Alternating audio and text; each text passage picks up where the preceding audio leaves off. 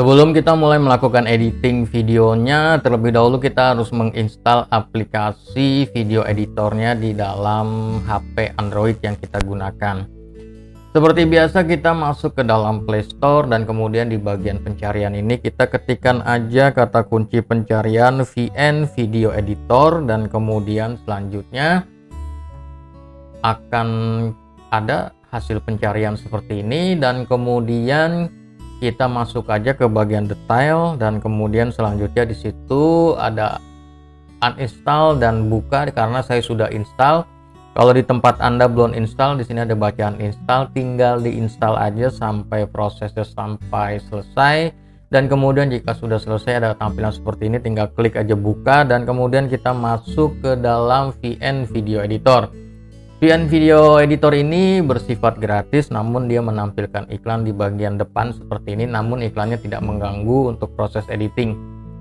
Sekarang sebelum kita masuk ke dalam proses editingnya, kita harus melakukan penyetingan agar VN bisa berjalan sesuai dengan kebutuhan kita, bisa berjalan secara optimal. Kita masuk ke bagian sini dulu nih. Kita masuk ke bagian sini dan kemudian kita klik di situ. Dan kemudian kita masuk ke bagian ekspor pengaturan, klik.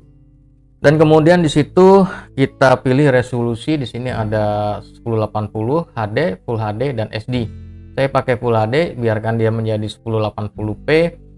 Dan kemudian yang perlu Anda perhatikan adalah di frame rate ini, pastikan frame rate-nya jangan terlalu tinggi, 25 atau 24 juga sudah oke, karena kalau terlalu tinggi nanti dia gampang lag.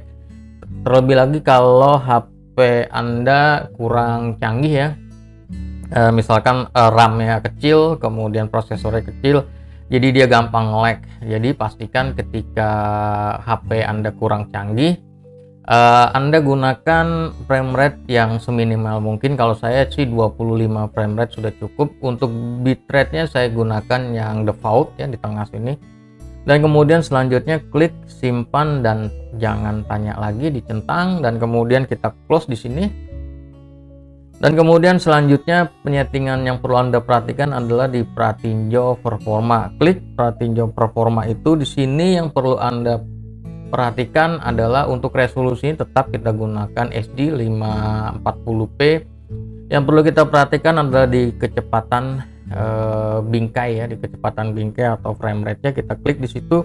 Dan kemudian biasanya secara default VN menyeting di 120 frame rate. Kalau di 120 frame rate ini, 120 frame rate ini nanti kendalanya adalah kalau ketika Anda melakukan editing, kalau HP Anda kurang canggih, RAM-nya kecil, memorinya kecil, maka dia akan gampang lag. Jadi putus-putus, nge-lag, dan kemudian suka tutup sendiri ya karena keberatan. Yang perlu Anda lakukan adalah turunin dia ke minimal mungkin. Yang paling minimal adalah 30 frame rate per second, centang ke situ, dan kemudian setelah dicentang klik close nya, dan kemudian VN siap Anda gunakan untuk melakukan editing. Kita akan pelajari langkah demi langkah cara menggunakan VN Video Editor ini untuk melakukan editing terhadap project-project video Anda, mulai dari memotong, menyambung video, memasang musik, memasang tulisan, dan lain sebagainya. Semua itu bisa Anda pelajari, lihat di dalam playlist panduan editing video dengan menggunakan VN ini.